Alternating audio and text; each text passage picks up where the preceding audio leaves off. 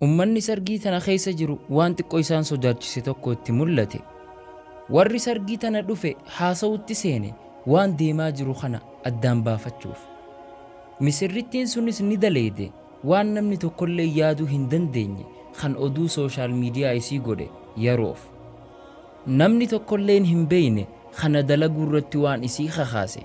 Ammoo yeroo argan yeroo lammaffaa hoggaa isiin deebitee jaarsa isiitii waliin wallistu waan ta'e beekanii harka isiif jabeessanii dhadhawan.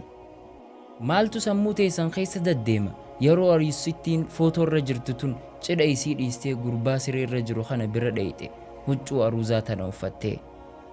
Isin keessa dhufuu danda'a isiin gammachuu isii dhiisuun misirrichaa wajjin wal dhabuuf jecha.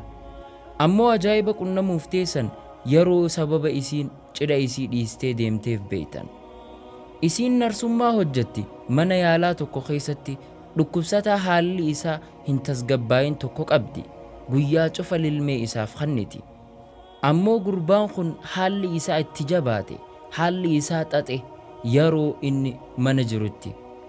Dirqama lilmee san fudhachuu qaba ture ka isiin isaaf kannitu san guyyaa hunda. Saniif sargii isii dhiiftee daftee deemte isa dhaqqabuuf lubbuu isaa. Isa waliin turte isa to'achaa hamma isarratti if amantutti eegas gama sargii isii daddaffiin deebite.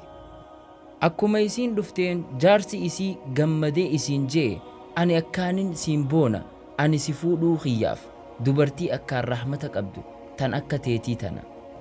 Ammas inni ni galatoonfate qadara isii tana godhe nasiiba isaarraa. Tana tola ooltummaan namummaan guddoon. Eenyu kan qophii cidha isaa dhiisee nama hunda duratti deemu lubbuu nama tokko baraaruuf. Nuti yoo rahmanni akkana nu keessa ni jira if haa qorannu. Yoo viidiyoon kun sitti tole yaada kee komentii irra nu kaayuu hin irraanfatin. Akkasuma chaanaala keenyaafis maatii tahuu viidiyoo tanas nama jaalattu hunda biraan gahuu hin dagatin. Jazaakallah.